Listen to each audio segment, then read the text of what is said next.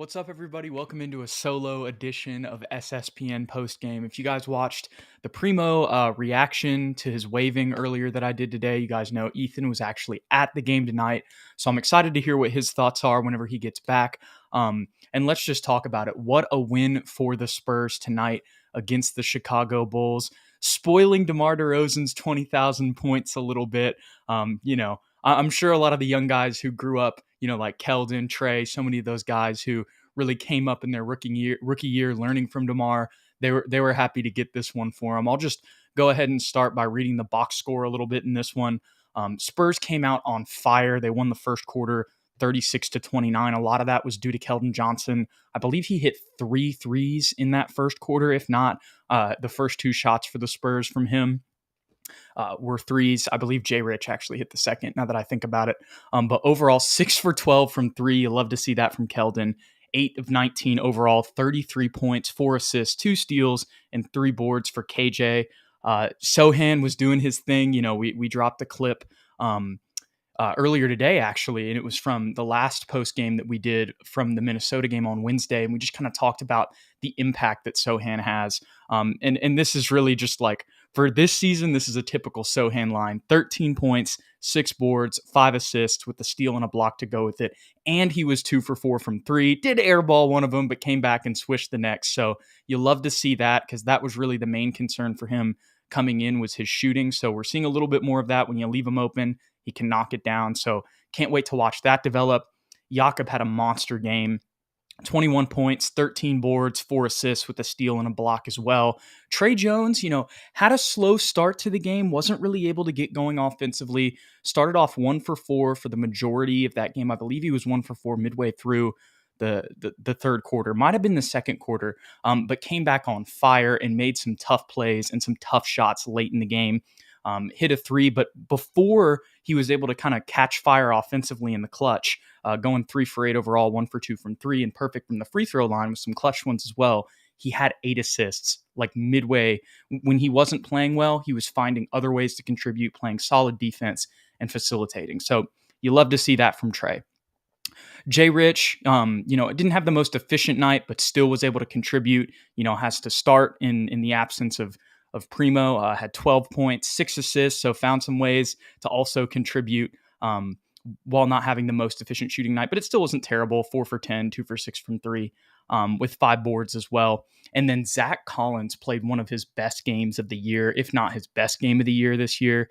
16 points, 3 assists, a block, and 6 rebounds. And he was, we mentioned in that Wednesday game that he was really battling a little bit more on the interior. That was something that Ethan and I had talked about on, just kind of throughout the preseason and leading in to this season, was how Zach, sometimes in the paint, he just wasn't as physical as we'd like him to be. It seems like he's getting better at that as the season progresses. And, they had Becky Hammond on the broadcast tonight, and she was kind of talking about how, you don't want to make too many excuses for him, but like he really hadn't played.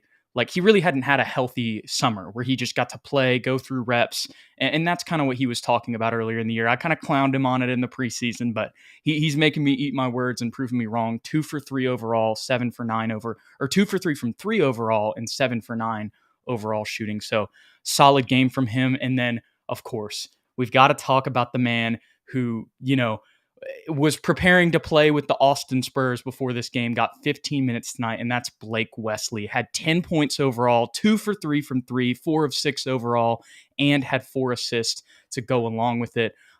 You just love to see that from Blake, especially in the wake of the Primo news, which I'm going to get to here in a second.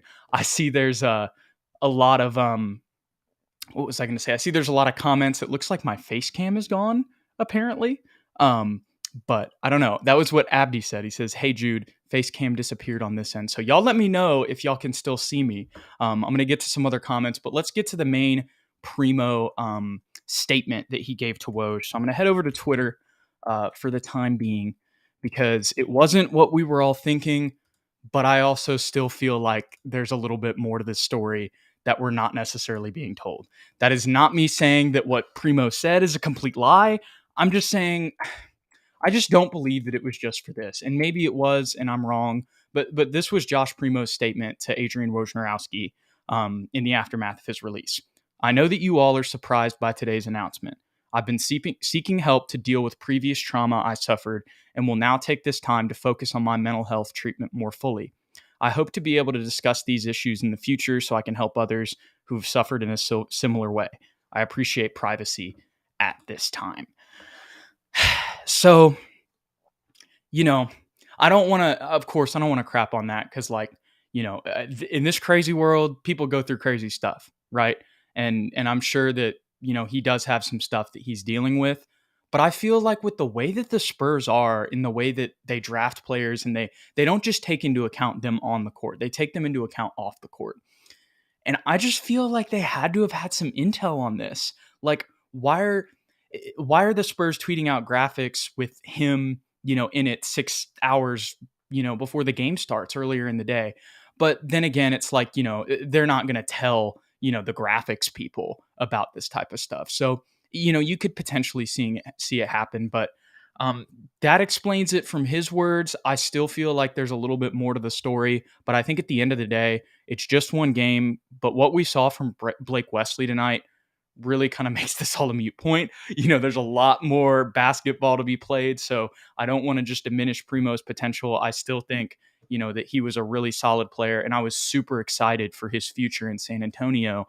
But at the same time, just kind of looking at the situation the Spurs have now, you've got to be really pumped after Blake Wesley's performance tonight. And Keldon. Like, Keldon is just out there sniping now. It doesn't even matter. I love how he's just letting it go. I love his aggressiveness. I believe this has got to be a career high for him tonight, or tying his career high. This team is just playing awesome. Trey Jones, he just does so much that doesn't show up on the stat sheet. And you saw that in the clutch. Didn't have the best game, scoring wise tonight, but found other ways to contribute. I'm a little bit repeating myself here, but just want to hone in on that because he was really key in the fourth quarter and pulling out the win. But I'm going to go ahead and get to the comments now. I see y'all are all in here typing, so let's get to them. So Mark Hovid Godson says, I was wondering where. I thought Ethan got waived too. No, Ethan did not get waived. He was just experiencing the craziness of tonight in that game. I'm glad he got to watch it. Our man Houston Oilers says, not my Primo. I know that's what we all feel like after today. Mark also says, nice competitive game by the Spurs. Absolutely. It's early and we've got to wait, until that mid-season point. Me and Ethan have talked about it, to really see if the Spurs team can adjust when teams start having game plans for them. We kind of saw it in the Wednesday game. Between, the first game against Minnesota and the second when they adjusted, so this was the first time playing the Bulls. I don't want to take away from it because, once again, it's a great performance. And I think that this young Spurs team is better than I thought they were going to be. And a lot of you guys thought they were going to be. But I don't want to just be like, this team's really good. And then, they get game plans for us, come January, December, and the offense and everything slows down a little bit. I still think that obviously Keldon is going to be a 20-point scorer every night. And then you think about it too. Devin didn't even play in this game. That's another thing to think about. So definitely, for sure, the Spurs team is better than I thought they were going to be, and that SSPN thought they were going to be, which we love. But also don't want to go crazy and be like, it's a playoff team, So our man Bude says Trey Jones was balling in the fourth, like I just mentioned. Absolutely. My man Film Room is in here. Shout out to him. If y'all want to go check out some old Lonnie Walker mixtapes on the Spurs, y'all go to his channel. Our man Mark says, not going to lie, Zach Collins helped the Spurs stay in the game when the Bulls were leading. Yep. Like I said earlier, I felt like this was his best game of the season. Swatcho Bros back in here. Really proud of this team playing as well as they did today. Must not have been easy. Yes. I love the response they had in like the wake of all of this. Sean Elliott mentioned it. But I think a lot of the Spurs' success, kind of changing subjects here, goes to just the way that they're playing right now. It's the beautiful game. Like, they're passing the ball. Everybody's just moving it, playing selfless, playing fast, playing free. It really fits the personnel, and Pop is doing a great job. And Brett Brown, too. The whole coaching staff. Got to give them their roses. Blake Wesley stepped up and showed out. Absolutely. Our man Michael Munoz is here. Hello, new sub here. Go Spurs, go. Thank you, Michael. We appreciate it. Welcome to the SSPN family. Come hang out all the time. Our face cam is fine. Appreciate y'all helping me out. Glad it's good for you, Abdi. All right. Here's what our man Eric Pacina has to say. Pop is the best coach ever. Most wins ever. I agree there. just a little bit, Maybe he's the greatest coach of all time. Just trolling there. Obviously, in our eyes, he is. Just in the fact that they waived Primo to get healthy, people will hate and say it's Pop in the front office's failure, but I think Pop shows how Pop has always puts player first, in my opinion. Like I said, I still think there's a little bit more to it. But the Spurs always put their players as people before who they are on the court, and that's why it's a little interesting to me, because I feel like they should have had some precedent for this, and maybe they did know about it and they just kept it private, which is I respect the heck out of that. But I still would pay attention to this story, because I think there will be some more details that come out about it. Our man 45 Asunder says, hit the like button. Yes, if y'all like this content, y'all love the Spurs, go ahead and don't forget to like and subscribe to the channel. Just, little transition there to put that up. And also, if you want to stay up to date on any content for the Spurs and SSPN, go ahead and follow us on Twitter. We're live streaming on Twitter now at SSPN on YT, at Jude McLaren and at Ethan_Quintero to stay updated. Alrighty. Let's see also what's going on in the comments here. Abdi says, if his statement is true, do you think he'll end up back on the team? See, that's another interesting note too. Before his statement came out, I saw a lot of people like, can we re-sign Wieskamp? And I was like, that would be the funniest thing. I feel like he's just going to move on. I had that thought in my head too. I would welcome him back, absolutely, if he wanted to specifically come back to the Spurs, but I think Malachi and Blake are going to break out, and he'll find an opportunity elsewhere when he gets right.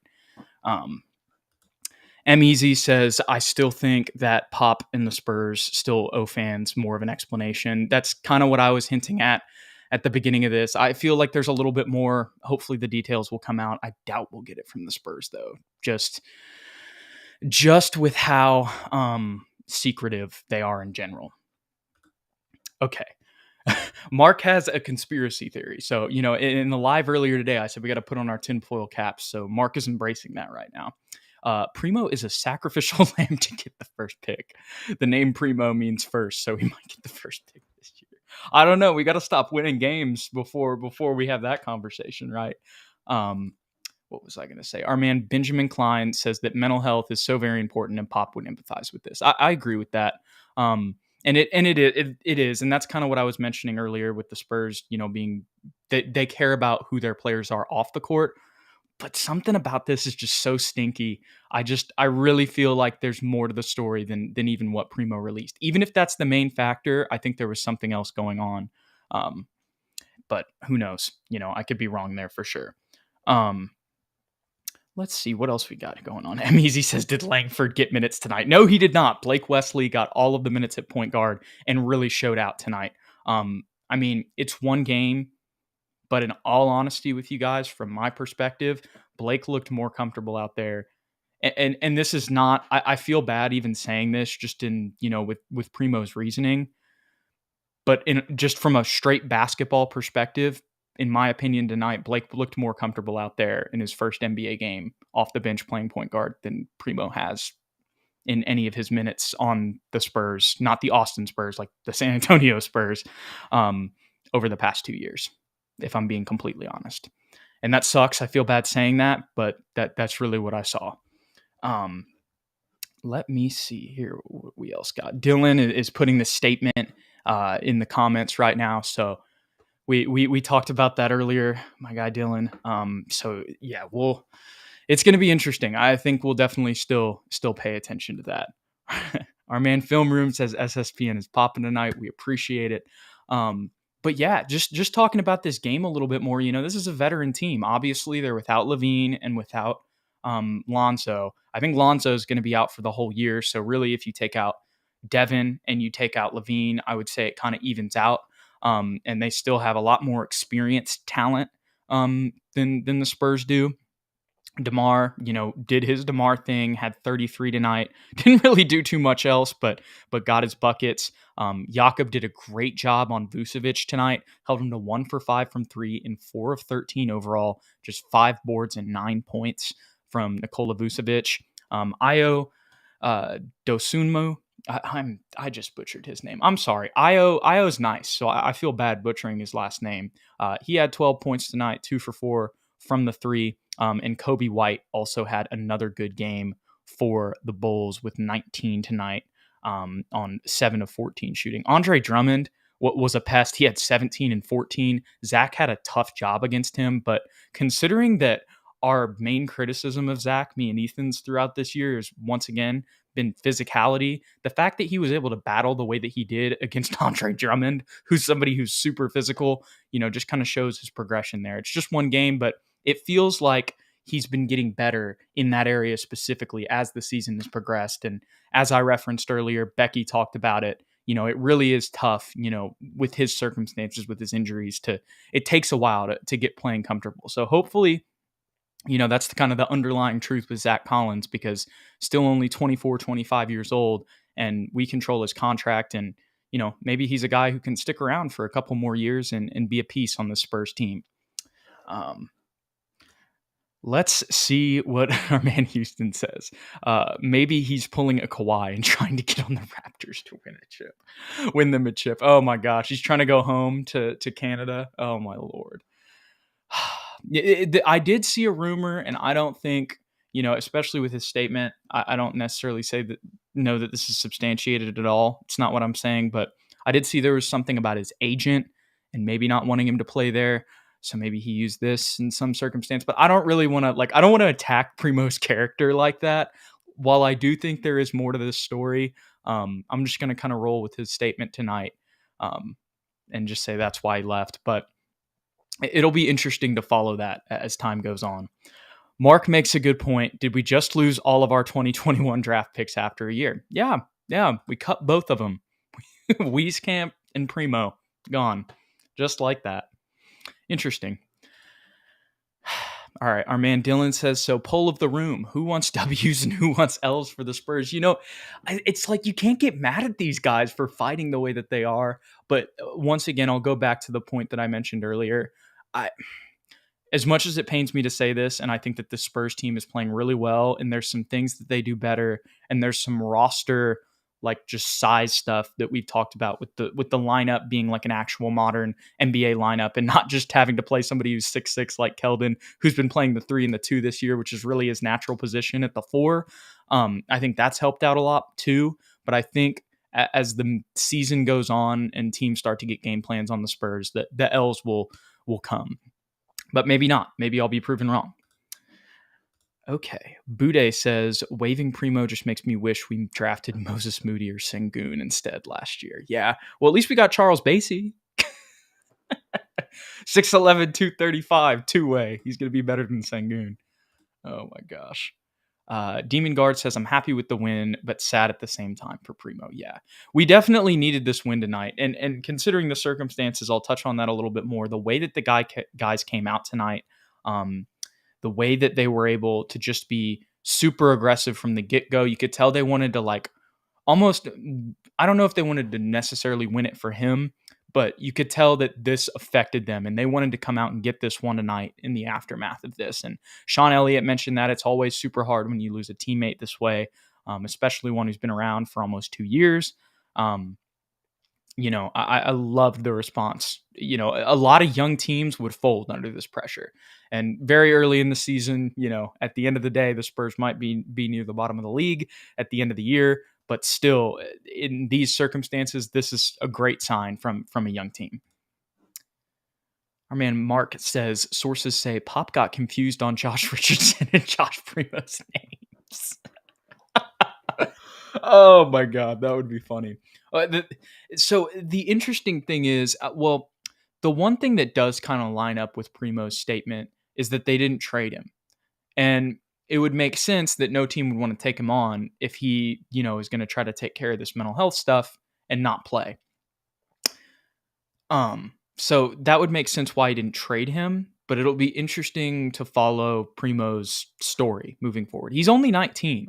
So the thing is, he could take a year off or a year or two off and still kind of come back with some potential. He'd probably have to start off in the G League. But it'll be interesting to follow that for sure. Demon Guard says Pop won't allow them to fold, right? There's just no way Pop can try to lose. Even if he takes them out and puts in the lineup, like that didn't happen this game, but in the Wednesday Minnesota game, it was like they still came back in and tried, even though they ended up falling in that one. Bude says, this is all Ben Simmons' fault. I completely agree. It's always Ben Simmons' fault. Another thing I also want to talk about, and Bude's kind of messing around in the comments here. He says, hot take, Primo can't handle being the face of the Spurs. But like 5 weeks ago, he said that he was excited for that. And he's on all the billboards. And that's what I'm saying. Like with how involved the Spurs are, and maybe they're just more involved than I'm giving them too much credit in how involved they are with guys off the court. I'm sure there's a certain extent where they have to stop, but it's like, if you're going to put him up as like the face of the franchise, isn't this something you would know about? Like, I don't know. That might just be me with the tinfoil hat on, but it's an interesting question, which is why I've repeatedly said here that, want to keep following this story.